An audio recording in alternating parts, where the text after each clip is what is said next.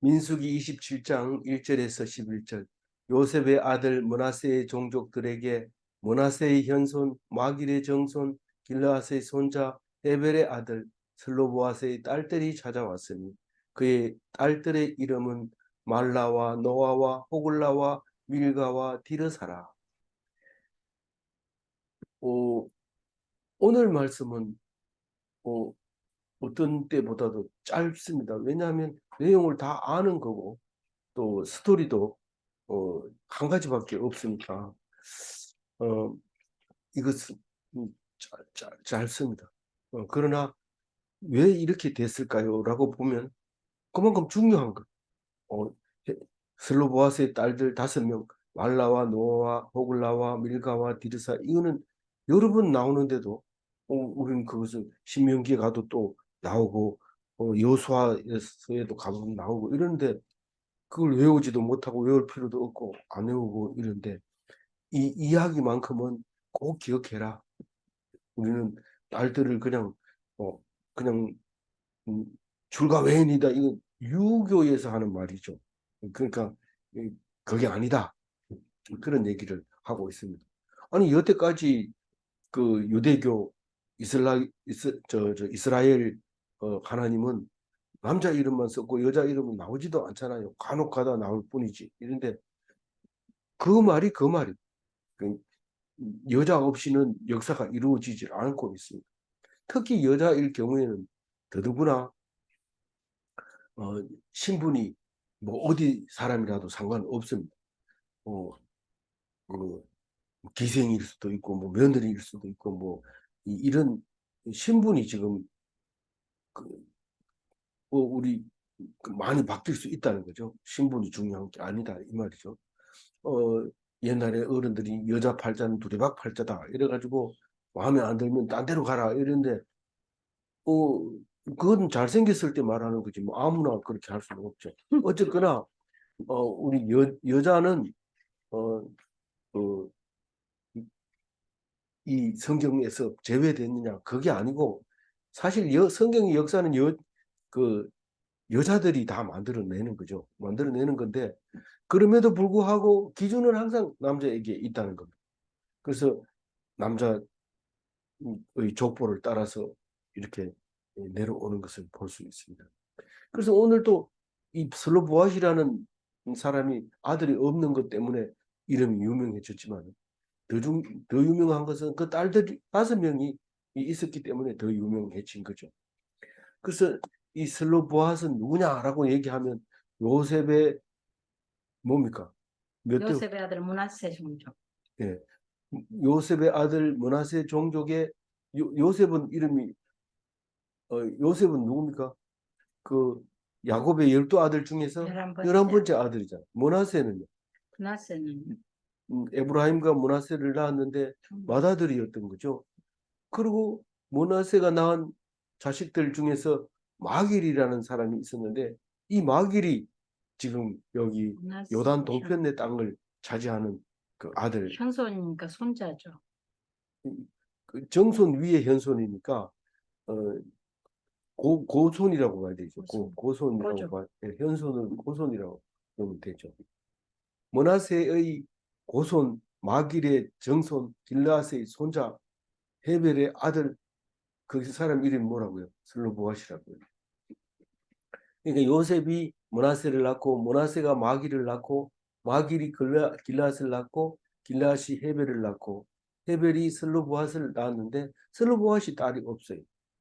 근데 이 헤벨은 족보를 보면 6번째 아들 중에서 5번째 아들이고 슬로보아스는 아들 둘이 있었는데 2번째 아들인데 아들이 없어요. 그래서 있는데 지금 마길과 길르앗은 족보가 안 나와요. 뒤에 안 나오기 때문에 못 찾아 넣었어요. 근데 마길과 길르앗은 요단 동편을 차지하고 있었기 때문에 사실 역사적으로 기록이 이렇게 등한시 돼 버릴 수밖에 없게 되는 그런 게 되는 겁니다. 다른 것은 이렇게 족보가 있어요. 그래서 몇 번째 아들, 몇 번째 아들 이렇게 말할 수가 있는 거죠. 어, 5명, 뭐 우리가 뭐 별로 알고 싶지 않지만 성경은 알아라 이렇게 얘기하고 있으니까 다섯 딸 이름 다시 한번 불러봅니다. 말라, 말라, 노아, 노아, 호글라, 호글라, 밀가, 밀가, 디르사. 디르사. 예. 밀가, 디르사, 노아 이런 사람들은 가끔 다른 사람 이름으로 등장하기도 합니다. 2절 읽어볼까요? 그들의 회막문에서 모세와 제사장 엘르아살과 지휘관들과 온 회중 앞에 서서 이르되 이거는 공공연하게 빠진 사람 없이 다 알다시피 예, 슬로보아스는 아들이 없다. 저거 어떻게 할 건가? 만약에 이런 경우가 안 생겨야 되는데 이런 경우가 생기면 어떻게 할 건가? 우리는 성경을 읽어보면 그 아들이 또 그 아들이 그 아들이 만세에 하늘의 별과 같이 바다의 모래같이 이렇게 번성하기를 하나님이 축복하고 있는데 나는 왜 아들이 없을까? 또 아들이 있다 해도 왜 장가를 안 갈까? 또 장가를 갔다 해도 왜 애를 안 낳을까? 쉼없이 걱정을 하게 만들어져 있습니다. 우리는. 그럼에도 불구하고 성경은 너희 후손이 바다의 모래같이 될 것이다. 이럴 때 이 아브라함도 그 약속을 받아가지고 100세가 됐는데 소식이 없으니까 어떻게 합니까? 그 종을 상속자로 지명을 합니다. 그런데 사라를 찾아온 천사가 내년 이맘때에 아들을 가질 거다. 이러니까 사라가 웃어버렸어요. 말도 안 되는 소리. 내가 지금 경수가 끊어진 지 오래됐는데 무슨 소리 합니까? 이런데 어, 이 가채버렸는데 이름 뭐예요? 이삭. 예, 이삭이 당시. 우선 그래서 성경을 보면 이삭이 외아들 같이 보여요. 그래서 외아들을 또 달라고 그러니까 그걸 또 죽이려고 칼을 들고 재단에 쌓아서 죽이고 이런데 성경은 도대체 이해하려고 해도 이게 몸이 말을 안 들어요. 머리는 무슨 말인지 알아듣는데 몸이 말을 안 들어요. 네 아들 내놓으라 하면 내놓을 수 있겠나 이래. 그럼 차라리 교회 안 다니는 게 낫겠다 이러면서 안 다녀버리고 이래야 되네. 근데 그게 아니라는 거예요. 하나님은 말도 안 되는 그 속에 하나님의 사랑을 숨겨놓았다. 그래서 지금도 이 슬로보아스는 아들이 없는 관계로 성경에 이름이 올라가면서 그 명실공히 그 딸들이 이름이 5명이 여러 번이나 나오게 되는 그런 일이 생기잖아요. 우리는 복을 줄 때 비단 보자기에 싸주는 게 아니다. 우리는 물건의 가치를 높이기 위해서 비단으로 포장을 하고 값은 얼마 안 되지만 비단이 또 싸니까요. 중국에서 들어오고 이러니까 싸니까 그걸로 싸가지고 탁 이렇게 주면 그 빛이 나죠. 어떤 선물이든지 비단 보자기에 싸가지고 준 선물 중에 나쁜 거 없습니다. 사돈댁에 보낼 때라든가 또 뭐 높은 어른들한테 보낼 때 항상 비단 보자기에 싸서 보냅니다. 그래서 우리 집에 비단 보자기가 꽤 많아요. 이사하고 짐 옮기고 이럴 때 장롱 밑에다 깔아가지고 땡기기도 하고 이런데 그 옛날에 비단 얼마나 비쌉니까? 말도 못하게 비싸죠. 그런 거를 우리는 지금 그렇게 쓰고 있다는 사실을 생각해 보면 뭐 기가 막힌 일이지만 누가 기막힌 사람 하나도 없어요. 뭐 그건 당연한 것처럼 생각하고 있는데 오늘 모세와 엘르아살과 족장들과 회중들 앞에 서서 그럼 빠진 사람 누가 있어요? 없어요. 누구나 우리는 아들이 없다는 사실 다 안다. 그러니까 우리 그대로 있어야 되느냐? 그러면서 지금 사람들 앞에서 음, 탄원서를 제출하는, 진정서를 제출하는. 아버지의 이름을 찾아달라. 아들이 없으니까 당연히 그 땅은 그냥 주인 없이 썩을 수밖에 없는데 우리는 그게 안 맞다고 생각한다. 그렇게 얘기를 합니다. 뭐라고 얘기하냐면 아주 그 타당성 있게 지금 따지고 있어요. 2절, 3절 읽고. 우리 아버지가 광야에서 죽었으나 여호와를 거슬려 모인 보라의 무리에 들지 아니하고 자기 죄로 죽었고 아들이 없나이다. 그 자기 죄로 죽었으면 나쁜 거 아니냐 이런데 자연사 했다는 거예요. 자연사. 그 여기 우리가 그 신앙인으로 보면은 그 그냥 죄 없이 하나님 믿다가 죽었다 이런 뜻이나 마찬가지거든. 그러니까 자기 죄로 죽었다 해서 나쁘다고 우리가 읽으면 안 되고, 그냥 죄를 거슬려서 죄의 대가로 죽은 거는 아니다. 그러니까 광야에서 죽은 거는 죄인 아니냐? 그 다 1세대는 다 죽었기 때문에 죄인이라고 얘기할 수가 죄인은 죄인이죠. 그래서 우리가 다 그래서 우리 죄인의 후손이 되는 거라는 말을 하고자 하는 거고, 이 슬로보와 개인적으로 봐서는 죄가 없다. 특히 그 반역한 고라의 때 많이 죽었잖아요. 얼마 죽었어요? 14,700명 죽었을 때도 우리 아버지는 거기에 가담하지 않았다. 그리고 늙어서 아들 없이 광야에서 죽었다. 40년 사이에 죽었다. 그렇게 얘기를 합니다. 근데 딸이 없기 때문에 자식을 달라, 아버지의 기업을 달라, 우리 딸들에게 나눠 달라. 그렇게 얘기를 합니다. 어떻게 보면 당당하죠. 어떻게 보면 당돌하죠. 그 당돌하다는 얘기가 어디에 나와요? 예수님 시체를 달라고 하는 사내들인 공회원 아리마대 요셉이 빌라도에게 가가지고 당돌하게 달라고. 이 십자가에 처형당한 죄수의 사형수의 시체를 달라고 하는 것은 똑같이 반역이나 마찬가지이기 때문에 위험한데 가서 달라고. 특히 이 사내들인 공회원이 그렇게 얘기를 했으니까요. 그거 당돌하다고 볼 수 있죠.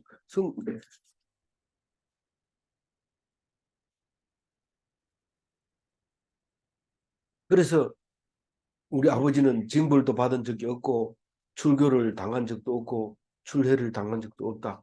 고라의 반역 때도 가담하지 않았다. 그래서 물론 원망하다 죽은 1세대기는 하지만 그건 뭐 어쩔 수 없이 다 그 1세대의 후손들이 아니냐 우리들이. 그래서 우린 죄인인 건 아는데 아들 없이 죽은 것 때문에 우리 딸들 5명이 지금 나와서 말씀드리고 있다. 그렇게 얘기를 하면서 사절 어찌하여 아들이 없다고 우리 아버지의 이름이 그의 종족 중에서 삭제되리까? 우리 아버지의 형제 중에서 우리에게 기업을 주소서 하네. 우리가 아버지 이름을 가지고 그 이름을 이어갈 수 있도록 우리 딸들에게 달라고 얘기를 합니다. 원래 법은 그게 아닌데 이런데 원래 법이고 뭐고 모세가 만들었으니까 모세가 만들면 원래 법이 되는 거죠. 뭐 그래서 지금 모세가 하나님께 아뢰고 그 법을 만들어내는 이야기가 지금 하고 있는 거예요. 그 백성 중에서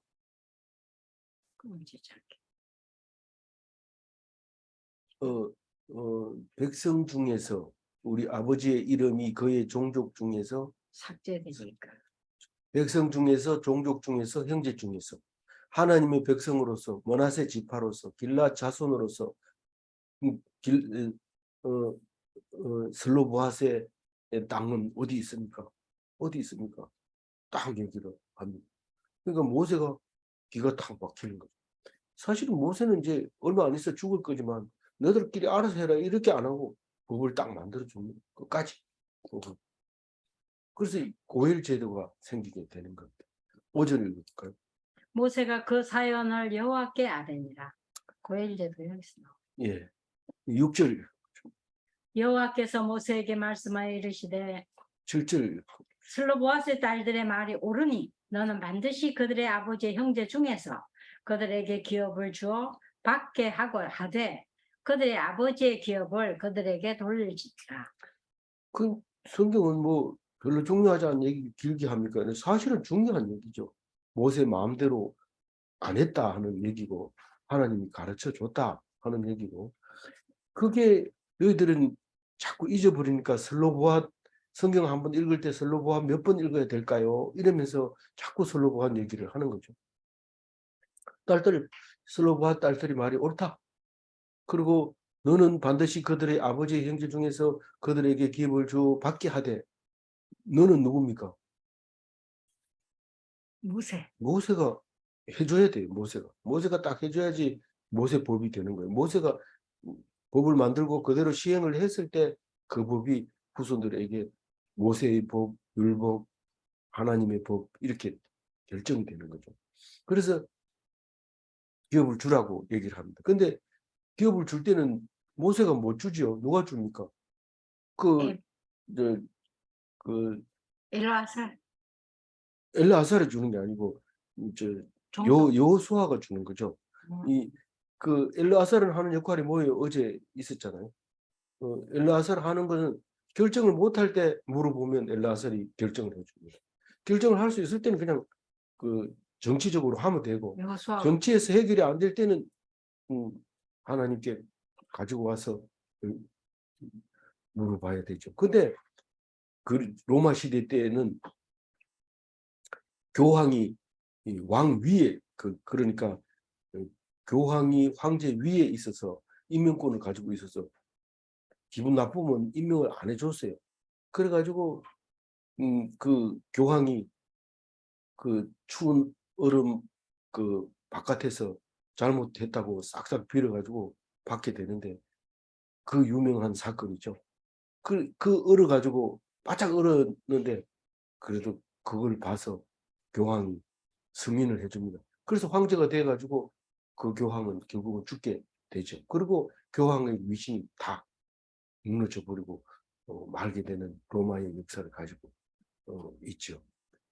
음, 그런 그, 음, 그 있는데 자기 할 일이 분명해야 되지 그걸 권리로 사용하면 안 됩니다. 교황은 권리로 쓰는 게 아니고 어려운 사람이 와서 부탁을 하면 해결해 주는 거예요. 다시 말해서 죽은 자를 살리는 게 제사장이지 제일 꼭대기에 있다고 권력으로 사용해 버리면 안 된다고 사도 바울도 여러 번 얘기합니다. 너희 자유를 죄를 어, 얻는데 사용하지 마라. 그런 얘기를 하는데 권력은 죄입니다. 하나님이 주신 거 아닌 건 안 됩니다. 하나님이 주시는 것만 물어보고 예 아니요 그것만 우림과 두님으로 주사위 던져서 나오는 거 그것만 보여주는 거지 그걸 권한으로 쓰면은 결국은 안 되는 거죠. 예, 그래서 이 그 딸들에게 아들이 없어서 딸들에게 주는 것은 고혈제도라고 하는데 딸도 없고 아들도 없으면 어떻게 하냐 이 말을 이제 뒤에서 설명을 합니다. 하지만 어쨌거나 그 하나님이 허락하고 모세가 이제 그 소리를 들었어요. 8절 읽고. 너는 이스라엘 자손에게 말하여 이르기를 사람이 죽고 아들이 없으면 그의 기업을 그의 딸들에게 돌릴 것이요. 근데 딸들에게 돌리는 것이 조건이 있어요. 네. 저기 여호수아가 딸들에게 이제 나중에 줍니다. 딸들이 이 소리를 듣고 어, 거기 땅 나눌 때 그냥 있을 리가 없죠. 가서 모세가 이렇게 나눠주라 했잖아요. 이러니까 나눠주는데 조건을 달아줍니다. 36장 6절에 가면 이 얘기가 나옵니다. 읽어봅니다. 슬로보아스의 딸들에게 대한 여호와의 명령이 이러하니라. 이르시되 슬로보아스의 딸들은 마음대로 시집가려니와 오직 그 조상 지파의 종족에게로만 시집 갈지니. 네.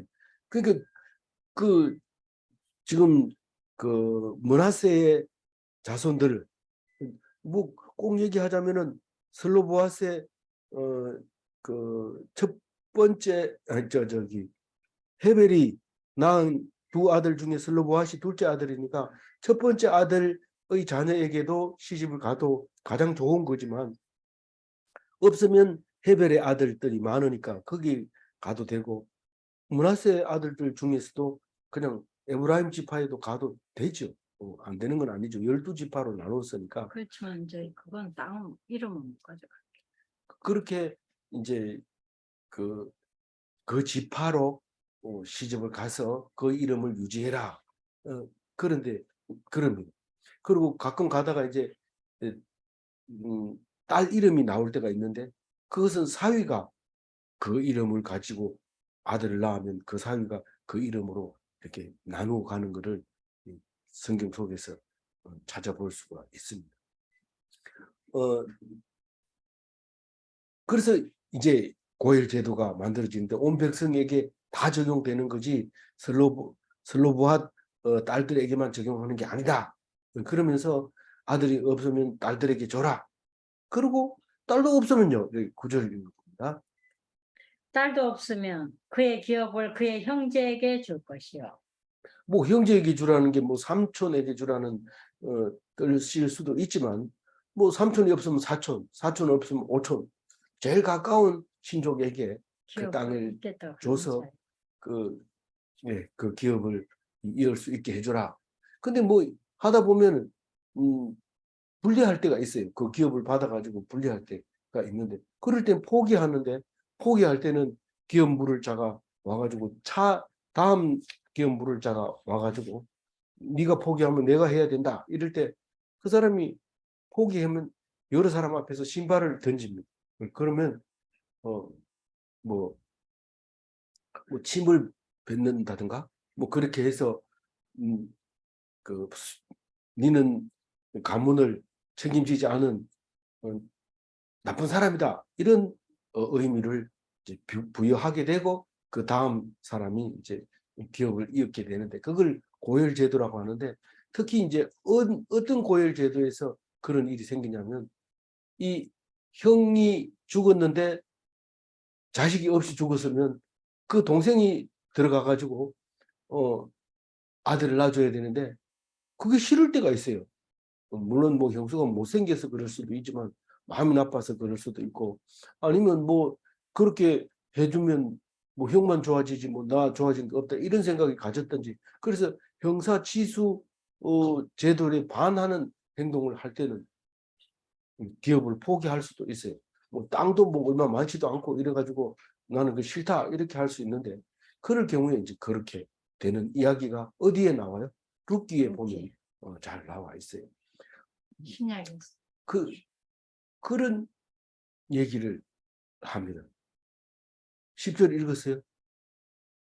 아니요. 예. 형제도 없으면 그의 기업을 그의 아버지의 형제에게 줄 것이요. 11절 그의 아버지의 형제도 없으면 그의 기업을 가장 가까운 친족에게 주어 받게 할지니라 하고 예. 나 여호와가 너 모세에게 명령한 대로 이스라엘 자손에게 판결의 규례가 되게 할지니라. 하나님이 이스라엘 백성을 가나안 땅에 심어서 영원히 옮겨지지 않는 나무를 만들어서 깊이 뿌리 내리고 영원히 거기 살아라.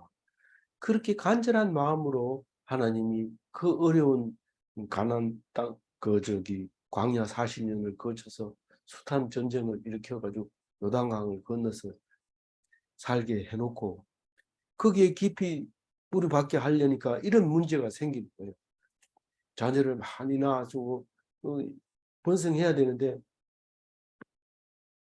3만불 시대만 되면은 알을 안 낳아요. 그러니 그 기업이 이어질 리가 없잖아요. 애들한테 물어봐도 나라가 어떻게 되겠는가? 자식을 안 낳으면 어떻게 됩니까? 망하지요. 근데 니는 왜 안 가노? 왜 나만 자꾸 얘기해요? 너는 뭐 능력이 없어서 안 가요? 이러는데 어쩔 수 없어요. 하나님이 다 알고 계셔요. 그걸. 그래서 이스라엘 백성은 그렇게도 법을 바꾸고 해도 결국은 그만 나라가 망해버리잖아요. 바벨론에 망해버리잖아요. 그러고 나니까 이 성경 하나님 말씀 두루마리 이게 너무도 간절한 거예요. 뒤져보니까 솔로몬 성전이 중요한 게 아니다 하는 걸 알게 됐어요. 어디서 알게 됐어요? 그 이스라엘에서 알게 된 게 아니에요. 이스라엘은 솔로몬 성전만 붙들고 있으면 절대로 안 망한다고 생각을 했어요. 사실 역사적으로 봐서 솔로몬 성전이 잘 안 망갔죠. 예루살렘이 잘 안 무너졌어요. 견고한 성이었어요.